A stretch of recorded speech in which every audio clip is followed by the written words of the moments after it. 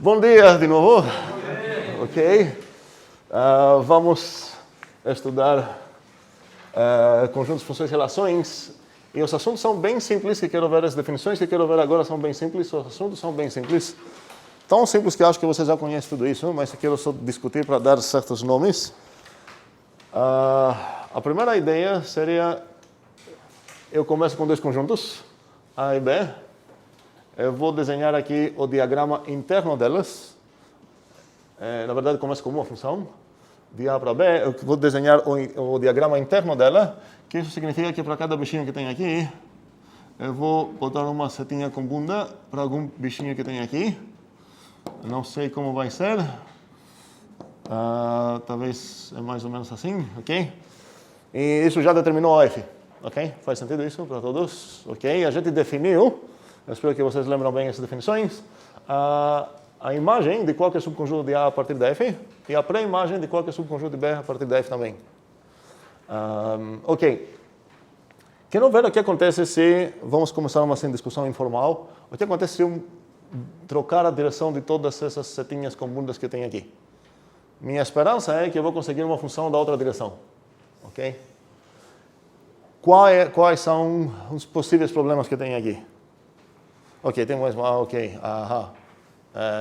Ajuda-me. No caso aí tem um carinho do B que vai para dois caras iguais. Qual regra você está quebrando? Estou quebrando então nesse caso? Tem um nome estranho, eu concordo com tua cara. Universidade, certo? Eu não poderia, se eu trocar as setas aqui, esse carinha ia acabar apontando para dois.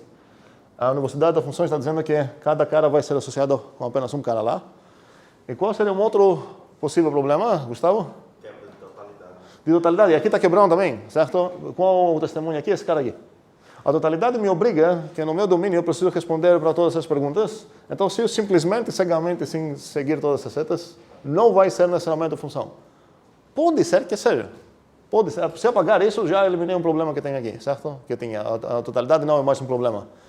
Então, para os casos onde esse processo vai dar certo, o processo da inversão do gráfico praticamente, do diagrama interno de uma função, se por acaso é uma função, eu posso falar que, ok, essa vai ser a função inversa da f. Faz sentido essa definição, uma primeira definição de o que seria uma função inversa. E acho que isso concorda com a ideia que vocês têm sobre funções inversas. A gente vai definir isso um pouco melhor daqui a pouco, talvez. Antes disso, quero destacar três propriedades que funções podem ter ou não ter. E eu acho que vocês conhecem todas elas. O que seria se eu falar que f é injetiva, que ela é sobrejetiva e que ela é bijetiva? São então três definições que eu quero dar sobre certas funções. Eu acho. Tem alguém que nunca viu alguma dessas? Todo mundo já viu. Então, todo mundo sabe responder o que é injetiva? Não tem nenhuma mão do nada, certo? Não, sou mesmo? A pergunta não é retórica, não. Kival. O que significa injetiva? Palavra-ju. Como é? Palavra-jigu. Também, aceito. Injetiva é a função que não tem... Pode usar não palavras de rua, se você prefere. Tem a ver com a notação que está lembrando. Seria como? Ela não tem...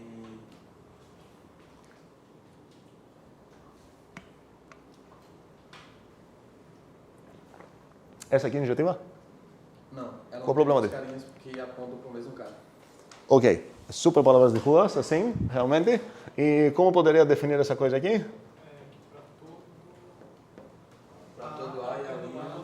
Que pertence a A linha pertence ao A. O que acontece? Se F de A igual a F de A linha, Todo mundo junto, ok? Igual F de A linha, ok? então a linha é igual a linha. Ok. Se por acaso as saídas forem iguais, só pode ser porque as entradas serão iguais. Essa é a ideia da injetiva. É muito comum utilizar isso na sua forma, na contrapositiva dessa implicação aqui que tem escondida aqui, onde se você me dar distintos, eu devolvo distintos. Aqui você mediu distintos, mas você devolveu o mesmo cara, então não sou injetiva. Esse, para os raros casos onde vai fazer diferença qual das duas, porque espero que sabemos que, falando de uma maneira computacional, construtiva, essas duas coisas não são equivalentes. Para os casos, sim, aqui, obrigado, aqui é diferente. Se acabar fazendo uma diferença, faz sentido observar que aqui faz uma diferença.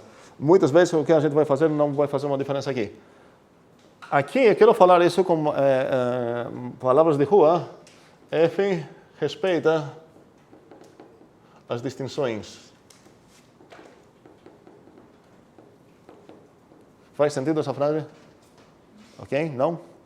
Olha, a F transforma carinhas de A para B. Respeitar as distinções significa que, ok, você já começou com os caras distintos e não tem o direito de juntar esses caras para a mesma saída. Se eles são separados, eles vão continuar separados. Faz sentido agora essa frasinha aqui? Ok. Sua objetiva seria o quê?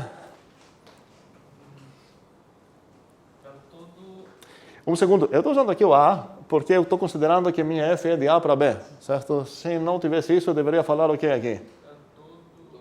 No domínio da F, certo? Mas eu já considerei esse desenho para facilitar aqui. Sua objetiva significaria o quê? Primeiramente, coração. No nível coração seria como, Matias?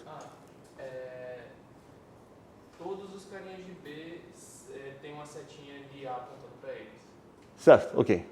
Então ninguém sobrou do F, certo?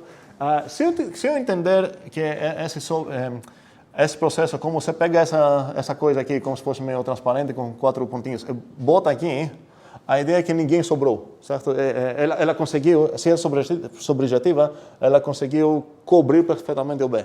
Uma maneira meio estranha. Mas aqui seria o que é para todo? Para todo Bzinho no B. Muito bem. E aqui eu deveria, se eu ficar nesse padrão, seria no codomínio da F, ok? Existe um Azinho no domínio de F. Muito bem. Tal que F de Azinho igual Bzinho. Tal que, eu vou usar setinha, mas o que tu falou está muito correto. Tal que o Azinho foi mapeado para o Bzinho a partir da F. Ok? O que o Matias falou foi que o F de A é igual a B. É outra maneira de falar essa coisa. Ok? Faz sentido para todos? Ok? Ok. Objetiva significa o quê? Os dois de cima. Sim, muito bem. Então, objetiva seria uma função que é injetiva e subjetiva. Ok? Faz sentido? Pelo menos essas ideias, espero que sejam novas. Obviamente, a gente não vai ficar aqui analisando essa definição nesse nível, porque isso eu considero que vocês já conhecem e precisamos aprender coisas novas. A gente vai precisar entender melhor a situação sobre o que acontece aqui, e para isso a gente vai elaborar um pouco mais as ideias que temos sobre funções em geral, sobre composição e as ideias que a gente tem visto. Mas alguma dúvida, alguma briga sobre o que escrevi até agora aqui? Tá tudo bem? Ok. Bem, segundo ponto que quero destacar aqui, caso que não é garantido, quero falar sobre funções de graça. A gente falou várias dessas.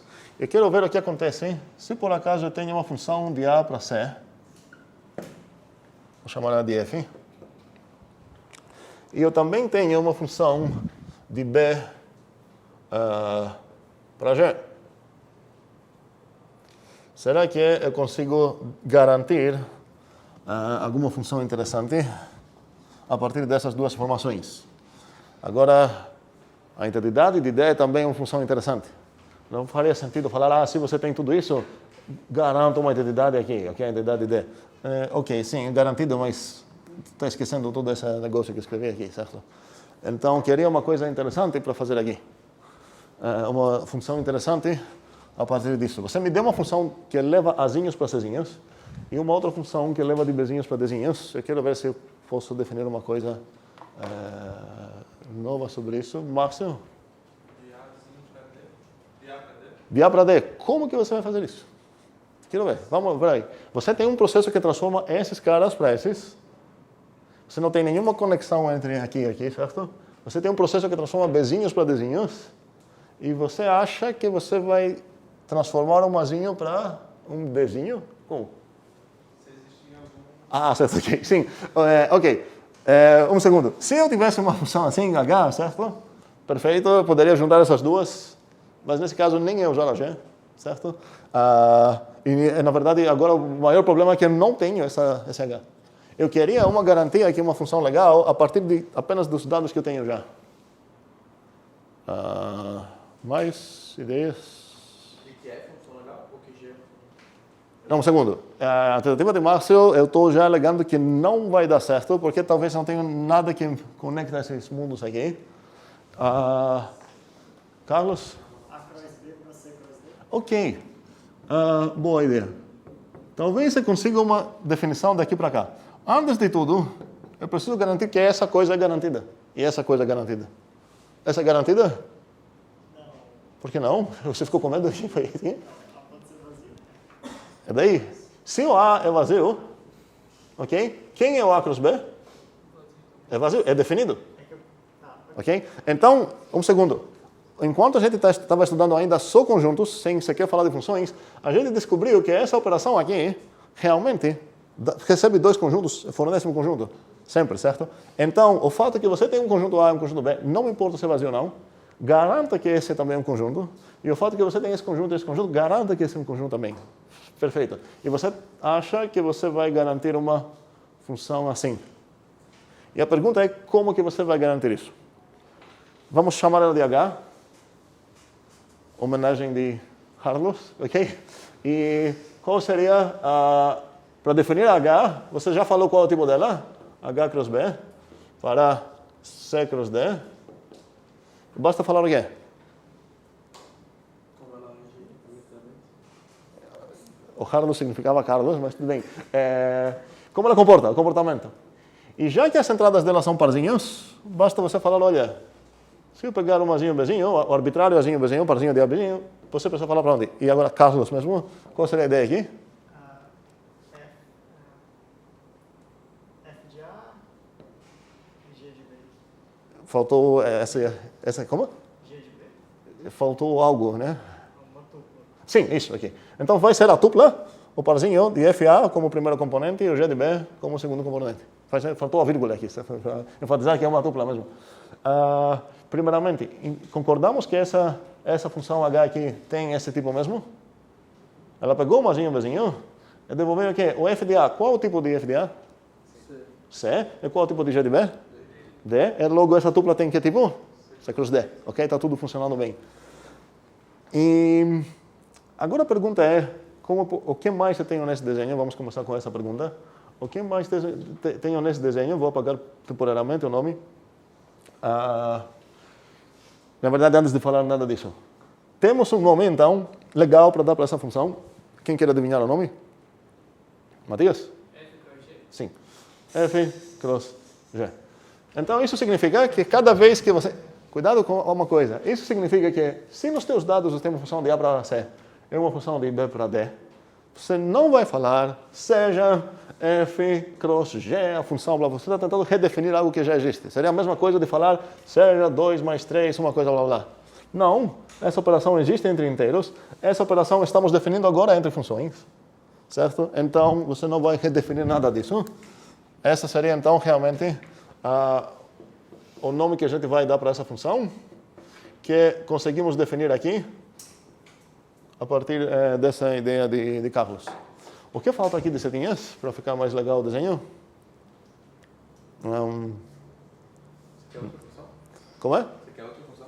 Não, sim, no desenho que eu desenhei aqui tem umas funçãozinhas legais, umas setinhas legais, interessantes. Ou não? Sim? Porque não tinha. Saindo de onde? Sim. Sim, tem essas setinhas. Quais são as setinhas? Out left. Out right.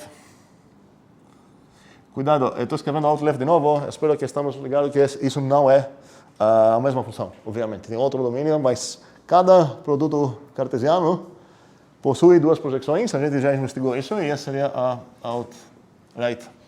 Ok? Faz sentido isso para todos? Ok. E o que eu quero afirmar aqui, verificar com vocês é que esse diagrama comuta.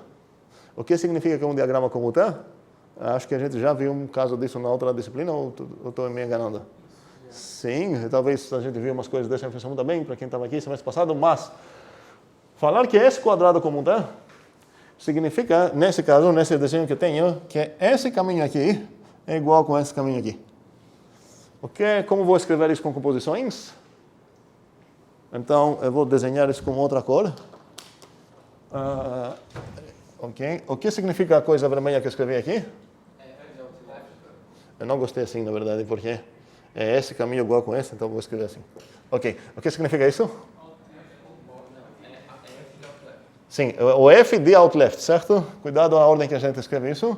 O F de out left. E qual out left é? Essa? Essa, ok? É igual a quê? A esse caminho. Aqui tem dois caminhos interessantes que podemos comparar. Falar que isso comuta significa que esse e esse são iguais. Então aqui tem o F de out left igual a? Out left de F de cruzado. Left de F cruzado.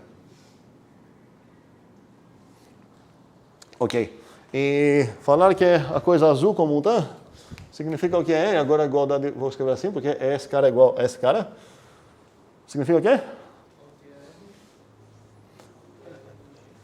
Alt, vamos pegar esse caminho primeiro. Qual caminho é esse?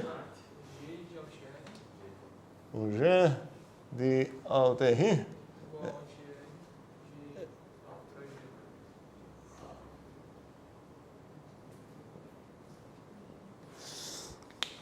Faz sentido?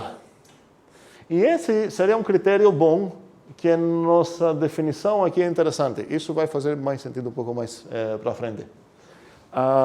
Os próximos dois desafios, quero rascunhar quais são, e a gente vai terminar a aula assim. Seria fazer uma coisa parecida se eu tenho uma função só. Vou apagar isso. Desculpa, se eu tenho um conjunto só e duas funções. Então, aqui o que eu vou ter é que eu tenho o A, não sei se os nomes são bons, B, C, eu quero ver se eu consigo definir algo de A para onde? Aqui eu tenho funções FG, tenho uma função de, certo? E aqui tenho o B cross C. Eu tenho a esperança que se alguém me dá um processo que transforma azinhos para bezinhos, e também um processo que transforma azinhos para cezinhos, eu vou conseguir descrever um processo que transforma azinhos para parzinhos de bezinhos e cezinhos. Então, eu estou procurando achar uma função legal aqui. E assim, para começar a entender o que seria legal aqui, o critério de legalidade. Quem comuta aqui nem tem nada ainda. Ok, aqui tenho novamente a out left que me interessa e aqui a out right que me interessa. A pergunta seria se eu consigo garantir uma função aqui que faz essa coisa comutar. A definição, em termos de pontinhos, é fácil na maneira que Carlos definiu antes. O que significa pontinhos? Você usou parâmetros na tua definição. Quando a gente definiu aquele H, a gente falou H de Azinho, Bzinho, igual blá blá. Você tem acesso aqui na entrada do H. Seria legal se a gente começar a aprender a definir funções sem mexer com os pontinhos delas. Falar, ei, sei lá, pega essa composição dessas duas. Eu não falei para onde ela vai mandar um certo bichinho aqui, um arbitrário bichinho aqui. Eu falei, ok, vamos considerar essa composição. Eu fiquei no nível de setas grandes, sem bundas, e não mexi com pontinhos que têm setas de bundas, ok? Então, uma pergunta aqui seria o que acontece nesse desenho aqui. E a outra pergunta seria tentar fazer a mesma coisa aqui com a união. E depois ver a união e depois ver se a gente consegue ou não. Então, o desafio aqui seria, ok, eu tenho a FB, de novo, tenho a FC. Então, como estava antes? B, G, D. E minha esperança é conseguir definir uma função assim. Para onde aqui? Para onde? E a ideia é que a função não vai ser arbitrária, precisa funcionar para qualquer A, qualquer B. Toda essa coisa que a gente conversou aqui funciona para A e B vazios, em todos os casos extremos que vocês podem imaginar. A pergunta é como que eu vou definir essa coisa aqui. E já temos uma dificuldade se eu tentar trabalhar na maneira que Carlos tinha trabalhado. Vamos chamar ela de H de novo. Vamos supor que eu quero definir essa H. Como definir isso agora? H de, nem tem um nome bom para isso, vamos chamar de X. Então, o H de X vai para onde? Estou tentando definir minha H. O que eu sei sobre X? Sai em A ou vem com B. Tem um dos dois. Pelo menos um dos dois, na verdade, certo? Então, faria sentido tentar definir isso por casos. Ia falar o que é caso que o X pertence ao A, o que eu vou chamar? F de X, certo? E caso que o X pertence ao B, vou chamar o quê? G de X. Espero que é óbvio que realmente se o X pertence ao A, eu tenho um processo de transformar isso para o C. E nesse caso, o F de X pertence a onde? Ao C. Pertence ao C. Eu onde queria que ele pertencesse? Ao C. Sim, mas se ele pertence no C, pertence no C união D também. Certo? Então isso não é um problema aqui não. E aqui também, o G de X pertence a onde? Ao D e ao D união ao D. Certo. Pertence aqui. Desculpa. Não. O G de X pertence no D, certo? E logo no C união, aqui, no C união D. Mas isso não serve. Qual é o problema aqui? Quero irmãos.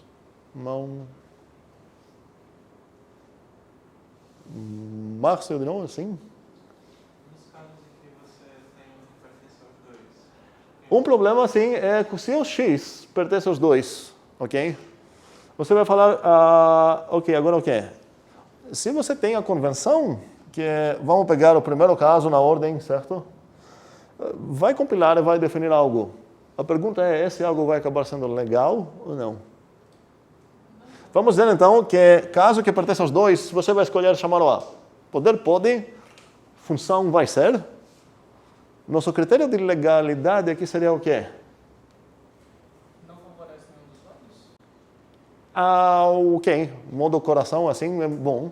Porque isso parece que essa definição aqui parece que está sendo meio assimétrica, está tratando, ele está favorecendo a F.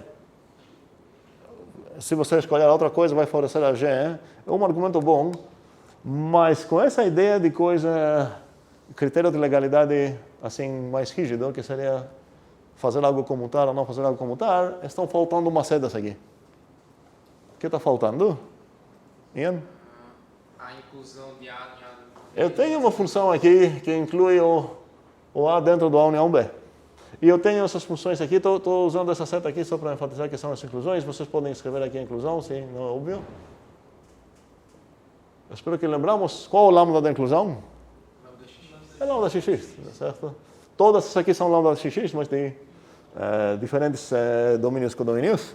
E qual seria então a ideia aqui? Essa coisa precisa comutar, essa coisa precisa comutar.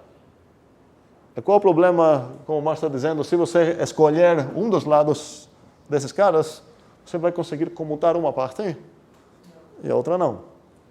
E a pergunta é, como podemos melhorar essa situação?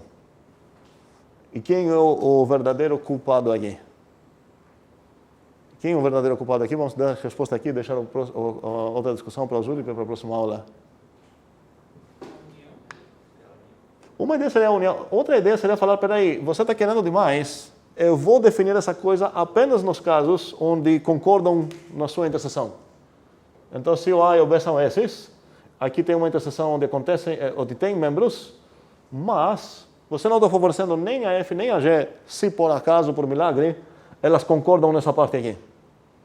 Só que nesse caso também não é tão legal, porque tua definição... Aqui deu certo sem saber nada mais. Aqui não deu. A gente queria uma coisa que vai dar certo aqui também. E realmente o culpado aqui foi quem? A união. Procura-se então, a mesma coisa que temos procurado desde várias aulas atrás. O que seria quem? A soma, certo? A gente vai precisar descobrir aqui uma construção entre conjuntos onde a gente não vai nos permitir definir essa função que vai funcionar bem.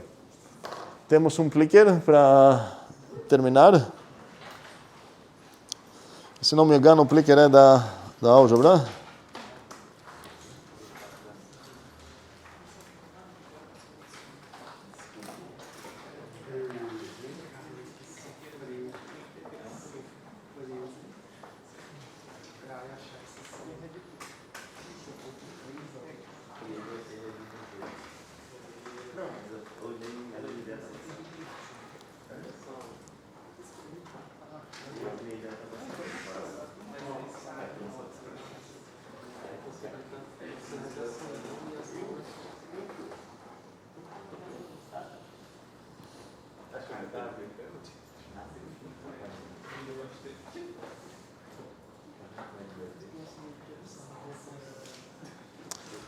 Não, a pergunta é de funções e tem a ver com injecções, sujeções e tudo mais.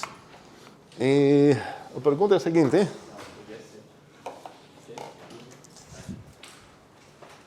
tenho A, F, B, C, G e eu sei que a GOF, que é essa aqui, é objetiva. E eu vou decorar isso assim. Aham. A GOF é objetiva. E eu quero ver o que eu posso inferir. A, B, C, D. Que ambas são objetivas. Que a F é injetiva e a G é sobrejetiva. O contrário.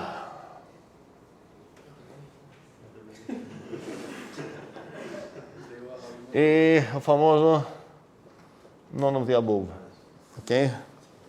Então, aqui, eu espero que pelo menos o enunciado faz sentido. Eu não sei ainda nada sobre F e G, mas eu sei que se eu compor essas duas, eu cheguei numa bisecção. A pergunta é se eu posso inferir a partir disso alguma extra informação sobre a F ou a G. Os candidatos são... Você está dizendo que a F é objetiva? Na C? Não, sobre... É melhor se tivesse surjetiva, não, sobrejetiva faz sentido. Não, mas é porque é 2F. Ah, ok, desculpa. Não, isso é G aqui, sim. Ok? Espero que era óbvio aparentemente. Vamos votar e escutar os nomes. Forte, né? Como é? É mais forte, né? Porque se A está correta, você também. Sim, se você consegue inferir tudo isso, mas a ideia é que se você acha que consegue inferir isso, você vai votar A, não essas que são mais fracas, certo?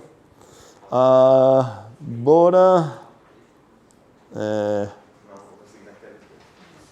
votar e só discutir a resposta. Gustavo, Gabriel, Ian, dedos. Kival, Frank, Caio, Juliana, Song, Isaac, Danilo, João, Álvaro, Pedro, Eduardo, Tomás, Anderson, Carlos, Ângelo, Davi, Antônio. Ok, a maioria errou. Então a votação foi 10. Não é o caso. E o que significa isso? Óbvia pergunta. Contra-exemplo. Tem 4 aqui, 1 aqui. Todos esses 15 erraram. A coisa certa é o 5. E isso significa demonstrar isso e dar contra-exemplos para ver porque as outras coisas não são garantidas. Até quarta-feira.